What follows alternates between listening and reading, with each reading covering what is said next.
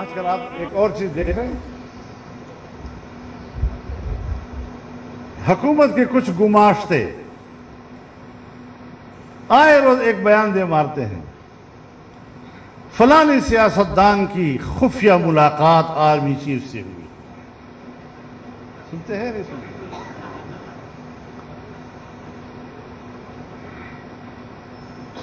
کبھی میرا اس میں تذکرہ ہے، کبھی کچھ اور لوگوں کا تذکرہ.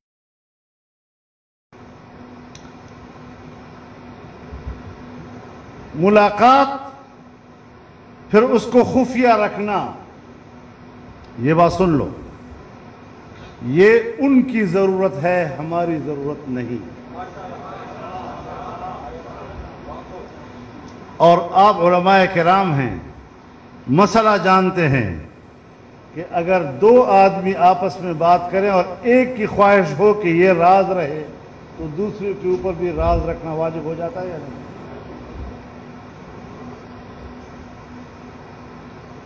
لیکن ایک بات تو واضح ہو گئی نا، اس قسم کی چیزوں کو پبلک کے سامنے لانے سے ایک بات واضح ہو گئی کہ سیاستدانوں کا رویہ نرم ہے. اگر انہوں نے کہا کہ آئیں ہم آپ سے بات کرنا چاہتے ہیں، انہوں نے انکار نہیں کیا ہے.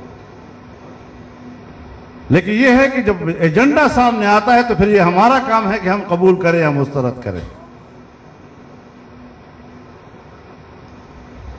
لیکن سیاستدان اسٹیبلشمنٹ کے ساتھ اور اپنی فوج کے ساتھ بات کرنے کا انکار نہیں کرتے. یہ جو اب خبریں بیچ میں سے نکل نہیں رہی ہیں اور جو لوگ نکال رہے ہیں، اس کا معنی یہ ہے کہ ایک حلقہ ہے حکومت کا، اور حکومت کا وہ حلقہ سیاستدانوں اور فوج کو آپس میں لڑانا چاہتا ہے. لیکن ایک بات میں فوج کی قیادت سے کہنا چاہتا ہوں آج، کہ یہ جو کچھ کہا گیا ہے، میں چونکہ ایک ذمہ دار آدمی ہوں، میں اس قسم کے لوگوں کے بیان پر تبصرہ نہیں کرتا. فوج کی قیادت اتنی وضاحت کر دے کہ یہ اپنی طرف سے بول رہے ہیں یا ان کے ترجمان بن کر بول رہے ہیں. اگر وہ ان کے ترجمان بن کر بول رہے ہیں تو پھر مجھے حق ہوگا کہ میں سارے حقائق میدان میں لاؤں.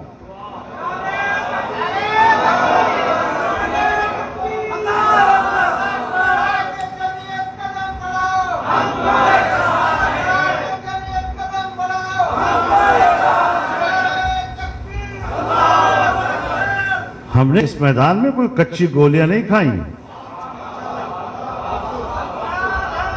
اور میدان سیاست میں ان لوگوں سے سینئر ہوں.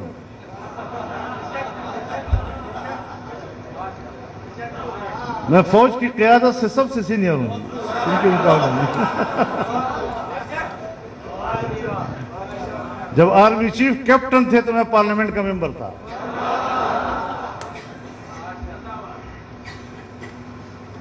ایسا نہیں ہے کہ ہم ملک کی ضرورتوں کو نہیں سمجھتے، اس کی حساسیت کو نہیں سمجھتے. میں آج بھی اسی لیے جواب نہیں دے رہا ہوں کہ وہ غیر ذمہ دار لوگ ہیں جو بات کر رہے ہیں، تو ذرا وضاحت تو کر لے کہ یہ ان کے نمائندے بن کر بات کر رہے ہیں یا پھر کنٹرول کرے، پھر پٹا ڈالے ان کو.